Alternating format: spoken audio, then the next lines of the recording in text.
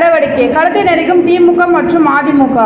நாம் தமிழர் கட்சி சீமானை ஆளும் கட்சி எதிர்க்கட்சி என்ற இரு பக்கமும் அழுத்தம் கொடுத்து வருகின்றனர். விக்கிரவாண்டி தேர்தலில் அதிமுக கூட்டணியை நாம் தமிழர் நேரடியாகவே கேட்டனர். மேற்கொண்டு அதிமுக கள்ளக்குறிச்சி விவகாரத்திற்கு உண்ணாவிரத போராட்டம் நடத்தியது. அதில் நாம் தமிழர் கட்சியின் ஆதரவு கொடுத்தது. ஆனால் நாம் தமிழருக்கு அதிமுக ஆதரவு கொடுக்கவில்லை. இதன் வெளிப்பாடாக சீமான் ஒரு பேட்டியில் அம்மா நினைவிடம் குறித்து சர்ச்சையாக பேசினார்.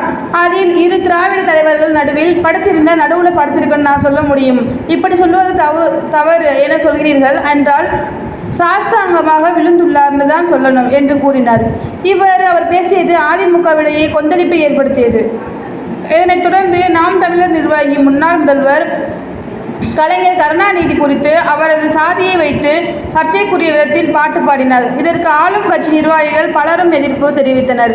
மேற்கொண்டு அவர் அவதூறாக பேசியதற்கு கைதும் செய்யப்பட்டார். இதற்கு கண்டனம் தெரிவிக்கும் வகையில் சீமான் நானும் அதே பாடலை பாடுகிறேன், என்னையும் கைது செய்யுங்கள் பார்ப்போம் என்று சவால் விட்டார். இவ்வாறு அவர் சவால் விட்டதால் உடனே இவரையும் கைது செய்யுமாறு ஆளும் கட்சி அமைச்சர்கள் கூறுகிறார்கள். அதேபோல இவரை அப்படியே விட்டுவிட்டால் இவரின் தொடராக மற்ற கட்சியை சேர்ந்தவர்களும் பேச ஆரம்பித்து விடுவார்கள். இதற்கு தற்பொழுதே முற்றுப்புள்ளி வைக்குமாறு கூறி வருகின்றனர். இதனால் ஆளும் கட்சி எதிர்க்கட்சி என இருவரும் சீமானை கைது செய்ய வேண்டும் என்ற மனப்பான்மையில் உள்ளனர்.